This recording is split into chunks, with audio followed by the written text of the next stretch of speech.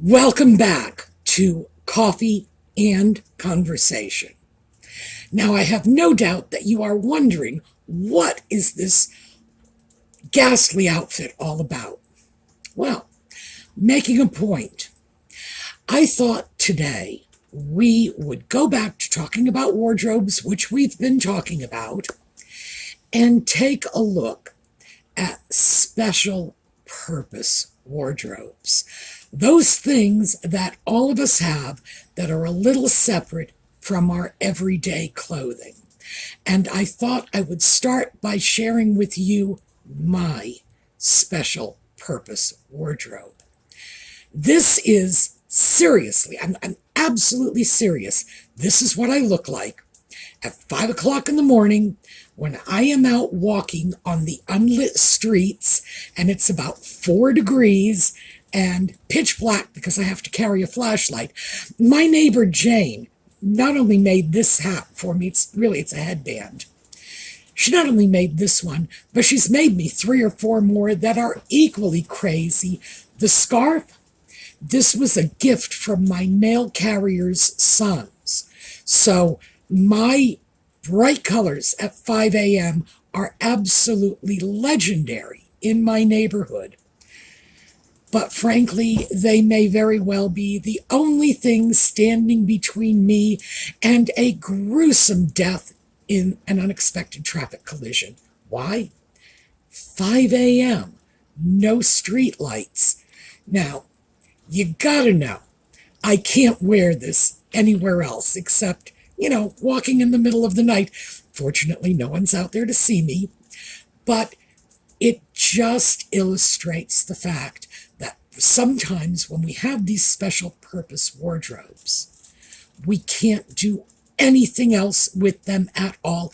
I would not even dare to walk into my local dollar store dressed like this. I would be afraid, the clerks would be following me around to make sure I wasn't peeing in the aisles, because this is the outfit of, I don't know, maybe someone attending clown college, or certainly someone who might pee in the aisle of the dollar store. I get it. These are crazy clothes, but they are absolutely necessary walking around at the early hours of the morning on unlit streets, even with the flashlight and the same flashers I stick on Audie's collar. Do I have them here? No, I don't. I usually keep them tied on my little strings, but I replace them at the beginning of every winter season. So it'll be a couple of months and then there'll be new flashers here. Oh yeah. In addition to this, I am just flashing like a Christmas tree. So when we come back, we'll talk a little more about this. And of course, I will get out of this. All right, we will see you in a minute.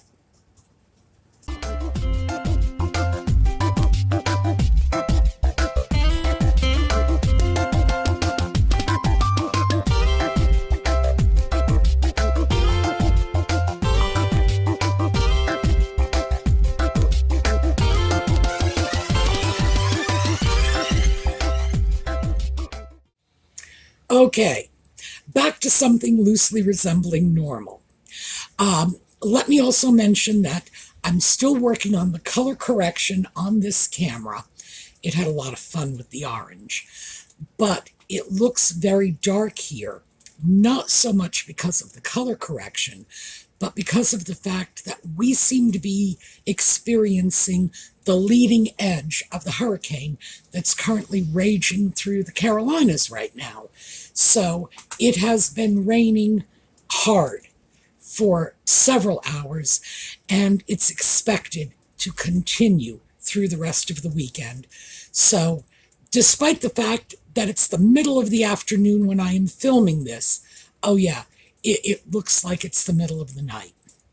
Okay, so now that I am out of the spunk-eyed orange sweatshirt, by the way, I have another one of those. That one's safety orange. The other one is that weird safety yellow-green color. It's just, oh my goodness. I actually look better in the orange one than I do in the green one because it's It's got a weird shade to it, and I think it makes anybody wearing it look a little jaundiced.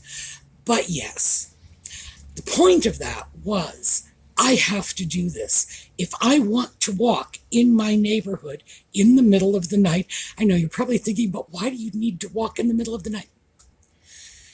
I see there's a method to the madness, and you know I'm going to share it with you because I can't bear to be crazy alone.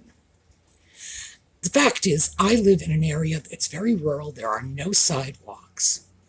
And I like walking at 5 in the morning because there is almost no traffic. It's very, very little traffic on the roads.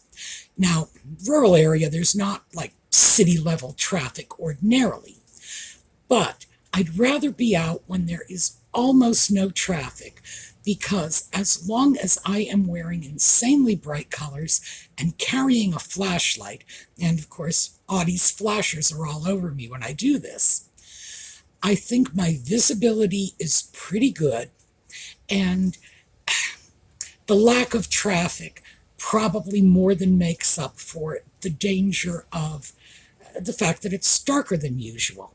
And to be perfectly honest with you, around here in the winter time, there are about 12 hours of the day when it is dark. So if I'm not going to walk at 2 in the afternoon, which I don't do, because that's when I film my videos, it doesn't matter that much. It could be 5 in the morning, it could be 8 at night, which I still consider a reasonable hour. Doesn't matter. So yes, that is what I do. And yes, that is very specific to my location, my circumstances, and the fact that although obviously I could go to a gym and get on a treadmill and walk, I really don't enjoy that anywhere near as much as I enjoy just walking around the neighborhood. So my thing, I'm doing, oh, this, by the way, this is a tank top I got for the summer walks when I need equally bright colors. Fortunately for me, this year, that Barbie movie coming out has made Barbie pink a hot color. So I can actually wear my Barbie pink clothes out into the world and I don't look like Bozo the Clown. And as a matter of fact, I just got a new hot pink, this is electric pink sweatshirt because, hey, well, what if I want to, stop at a store on the way home, assuming I can find something open at 5:30 in the morning? I might. It's possible. At least that way, I can wear it into a store and not feel too bad. But around here, wearing sweatshirts is fine. This is a rural area, and the kind of clothing I would wear in Boston or New York or DC, the kind of clothing I did wear when I was in those cities, to go out shopping or whatever, would seem unusual and out of place here. So, yeah, this sweatshirt brigade. Oh, and this one. Here. How do I do that so you can see it? There we go. American University. I went to AU. I hate this logo. I had ordered this with a totally different logo, but I ordered it from the campus bookstore. And because I went to that university, I should have known better. I should have known if there was a way for them to screw up, they would. That's what they did when I was buying books there when I was a student. But I really wanted the logo from the old days when I was there, and I got this one instead. And I can go online and get a college sweatshirt from Harvard, Oxford, Cambridge. That's the last one I bought, Cambridge. Because my theory is, if you're going to wear a sweatshirt, make sure you're doing something to make a statement. And I'm making a statement about higher education. So, yeah, I can get a sweatshirt from just about any university, anywhere, online. But the problem with American University is the actual name being the American University. Throw that into a search engine, and any university in the United States is going to come up. You're just going to get so inundated with search results, you're never going to find what you're looking for. So yes, I had to deal with the campus bookstore, lo these many years later, and they did not disappoint me. They sent me the wrong thing, but at least they sent it in the right size. So there you go. All right, that whole long-winded thing is all about, frankly, it's all about finding humor in these special wardrobes we have, because we all have them. As women, we tend to have special wardrobes all the time when we're younger. For example, the maternity clothes you save from the first baby, pack away in the hopes that you'll be able to use them, that they'll still be fashionable and so on when the second baby comes along. We just have a history of doing this. Certain times of the month we will need to get things that are a little more bloat friendly.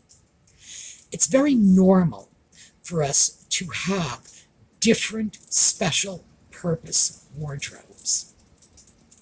And I thought we would talk about that, because this is one of the problems people run into when they start to try to scale down their wardrobes. It's like, what are you wearing?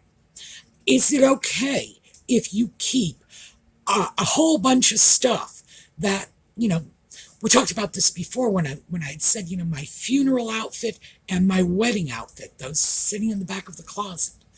Is it okay to keep a lot of these rarely used items, knowing that the time will come when you will need it, and it doesn't matter if you only need it once or twice a year. You must attend these events. You must be appropriately dressed. So, we have to give ourselves a pass for this. But we also need to look at our special wardrobes. And it's anything from, my walking in the dead of night, lit up like a Christmas tree and looking like Bozo the Clown, and I will admit it. And like I say, when the mail carrier's children are buying me these outrageous scarves, when my 85-year-old neighbor is knitting the headbands for me, it's kind of become the joke of the neighborhood. But it's okay. It's okay. I get it. It is comical.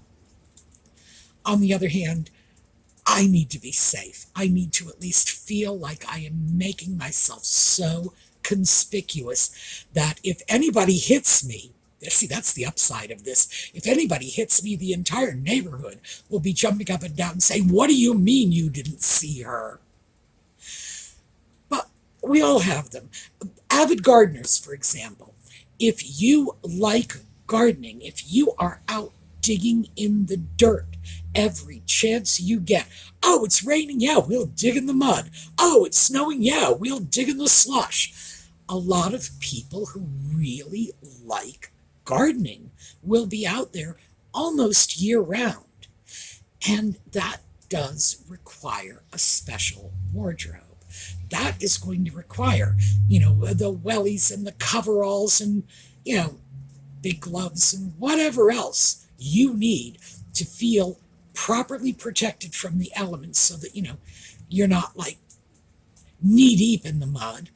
And so you can get your job done, so you can enjoy your hobby without worrying about ruining your good clothing. We need to give ourselves space for this. One of the things that I discovered when I was getting rid of all of the clothes that I wasn't wearing was I came to a sudden stop when I started taking a look at my leisure wear clothes. And for most people, leisure wear clothing is the clothing they wear around the house, when they're not going anywhere. Some people throw sportswear and gym clothing into that category. And I do that too, because I will go to a gym if somebody makes me. But it's the walking I love. Nobody needs to make me do that. But for me, it is the crazy outfits that I have to wear in order to get that high visibility that I need walking on public streets before dawn. That simple. Oh, and by the way, for those of you who are going to suggest the reflective vests, I got a boatload of those too. It's like, oh, seriously, when I go out, I am prepared for what's going on out there. Would I be comfortable going out in black clothing? Well, I won't say black, but most of my wardrobe is pretty neutral. Would I be comfortable going out in that clothing with nothing but a reflective vest? No, probably not.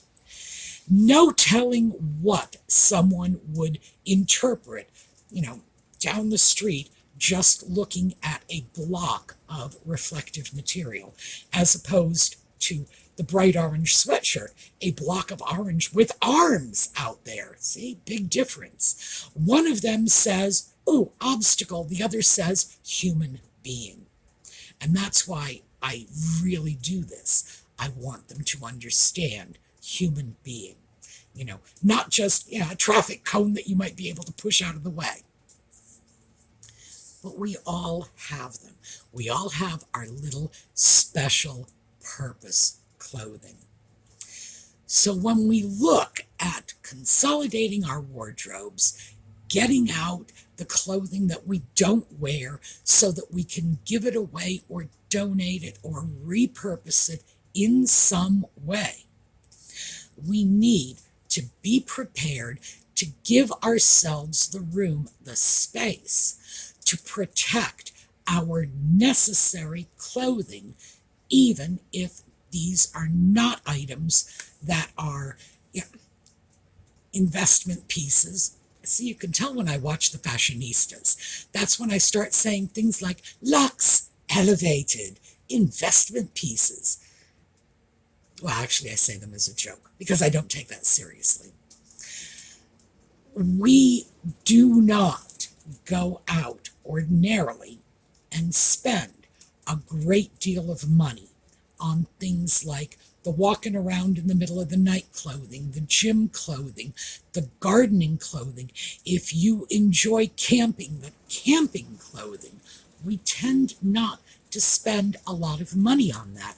In fact, for most of us, much of that wardrobe is cast off from other wardrobes.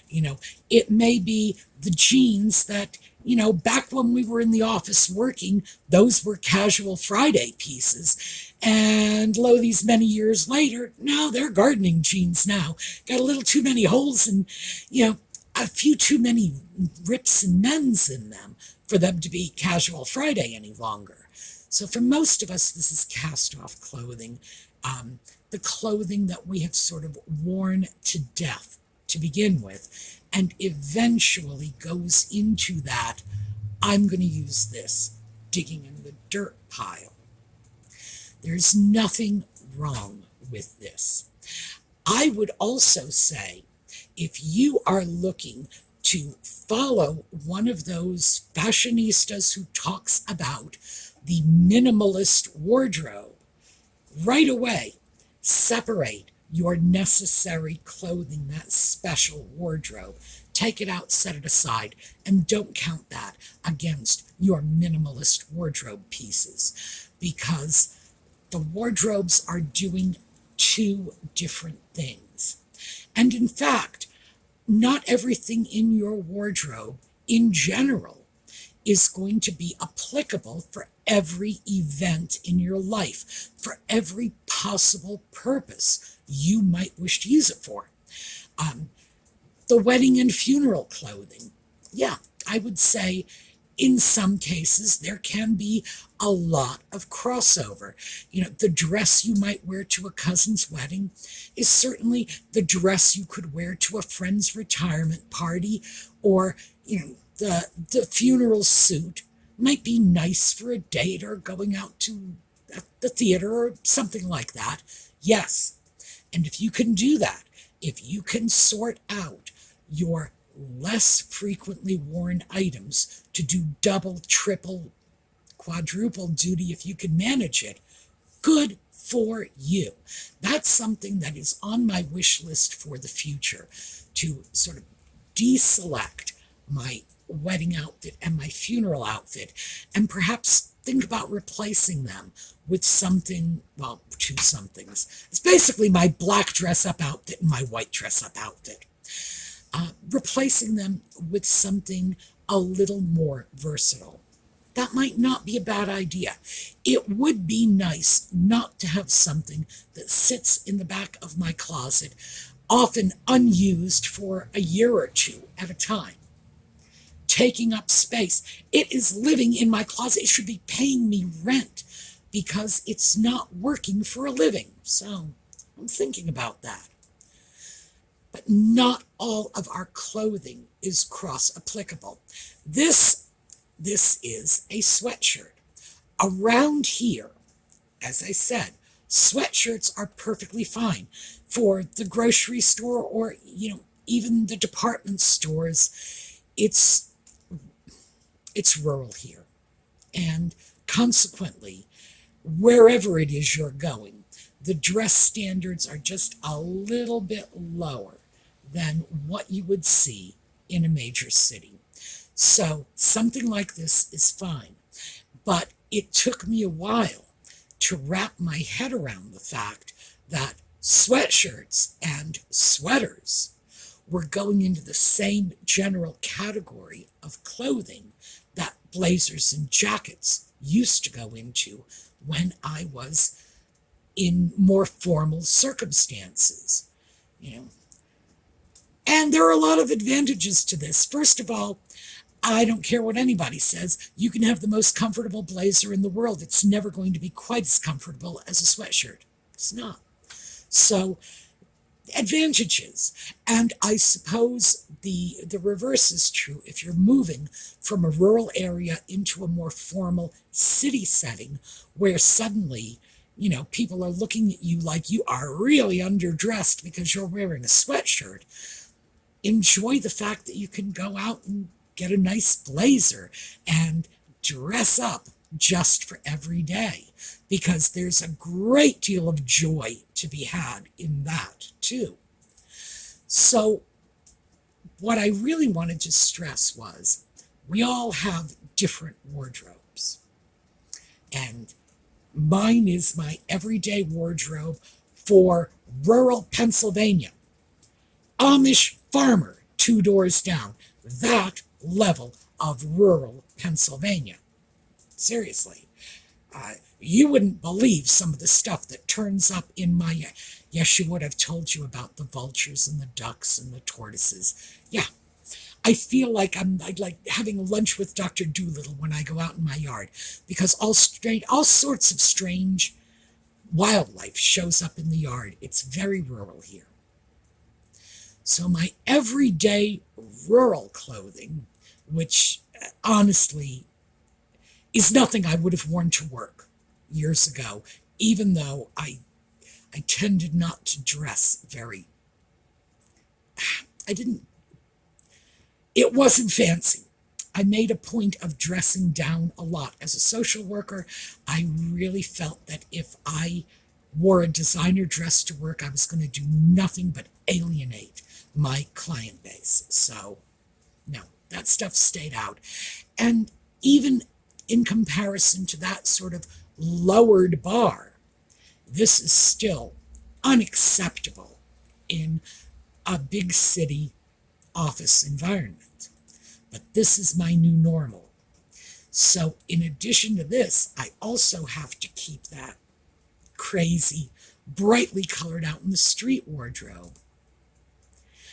But because this is not the sum total of my universe, there are going to be things in my closet that will be a little better suited to a larger city.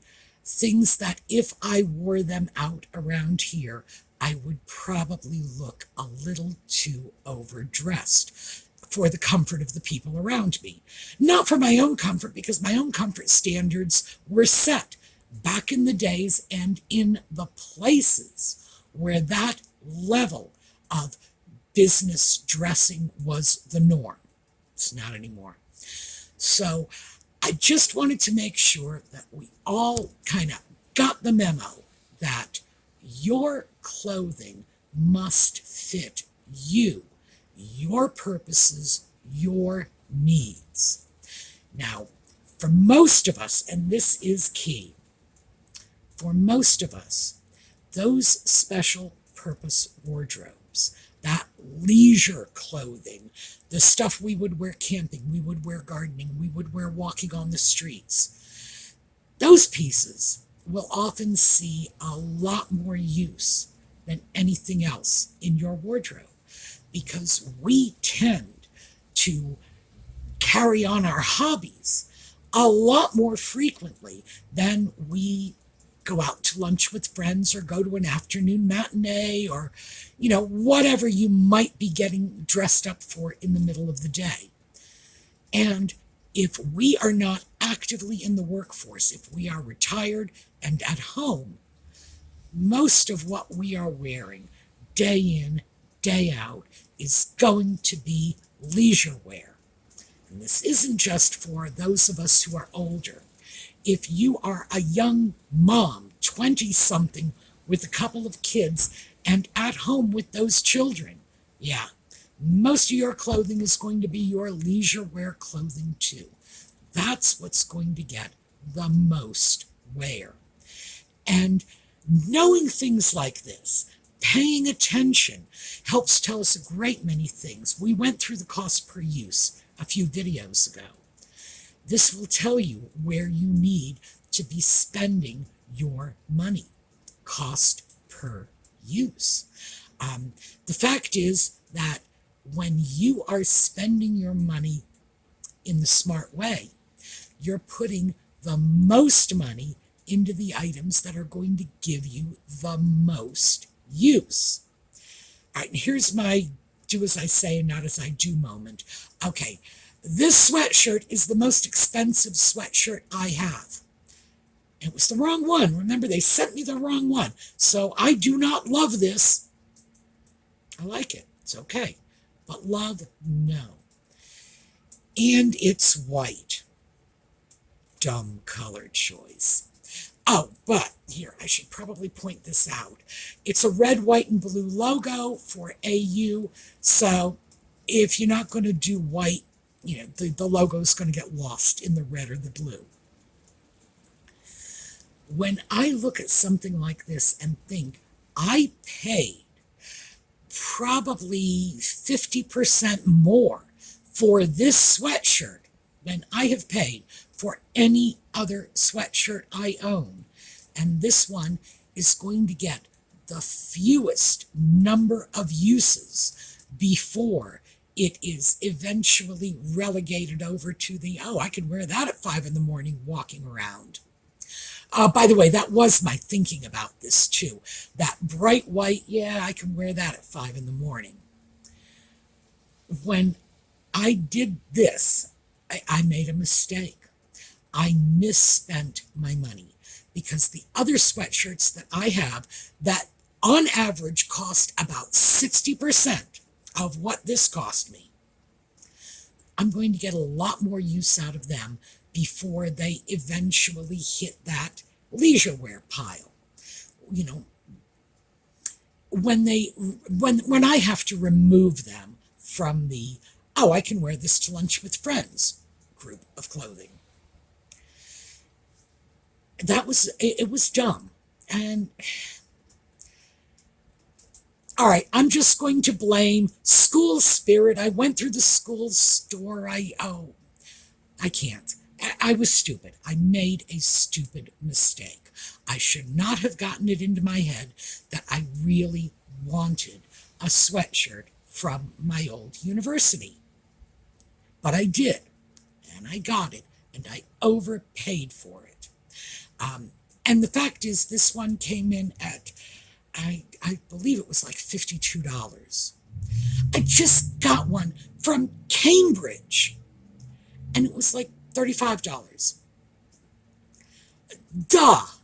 Yeah, Cambridge makes a lot more of a statement than American University does. I should have just gotten the Yale sweatshirt I had my eye on, but I didn't go to Yale. I was accepted, by the way. I was also accepted to Harvard. Didn't go there either.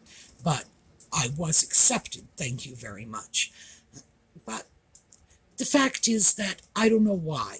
I think it was nothing more than an emotional decision. I just wanted it because of some sentimental attachment to the university. And I made a stupid mistake.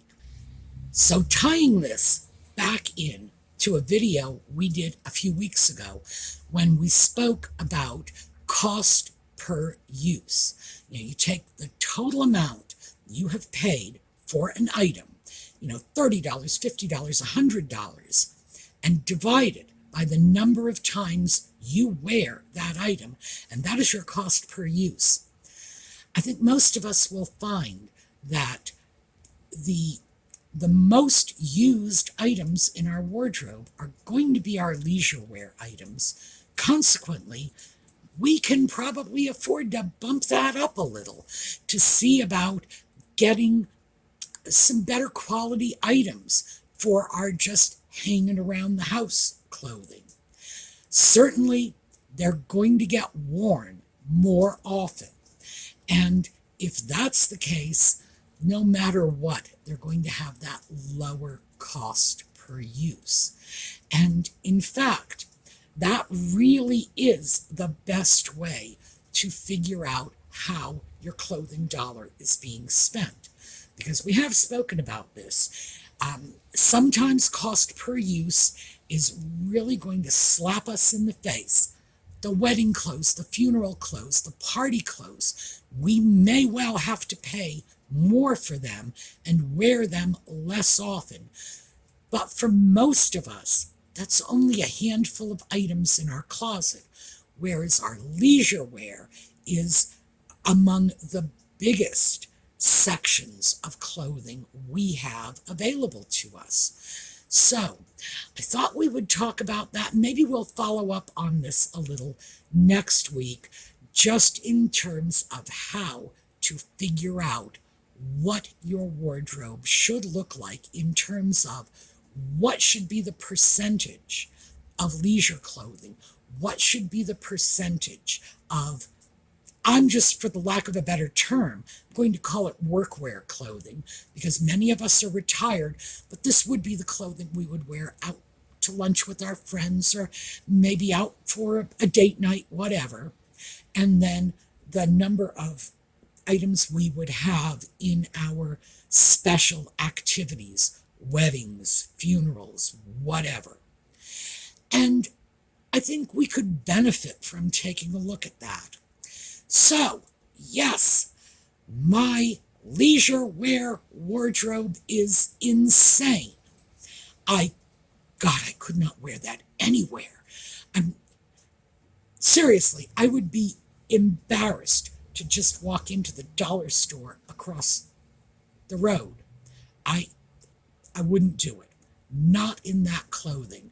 And the only good thing about it is, fortunately, they're not open at 5 in the morning, so I'm not tempted. All right, our bad little Audie boy has been sound asleep on the chair behind me for this entire video. As I say, Hurricane Audie is not thrilled. He really isn't. So, I feel bad for him because he doesn't want to be out in this weather.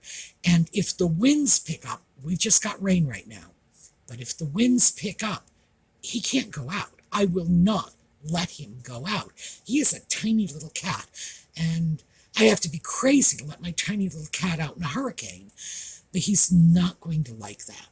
So I am going to have to coddle him and humor him a little, and pay a little bit of extra attention to a cat in the house and soothe his little ruffled feelings. But yeah, we're sleeping. We are just sort of on kitty strike. All right, we're going to take a look at a slideshow on the way out. I hope to see some of you this evening for Just Chatting. For those of you who don't bother with Just Chatting, oh, by the way, these videos are here for you. Pick and choose what you want.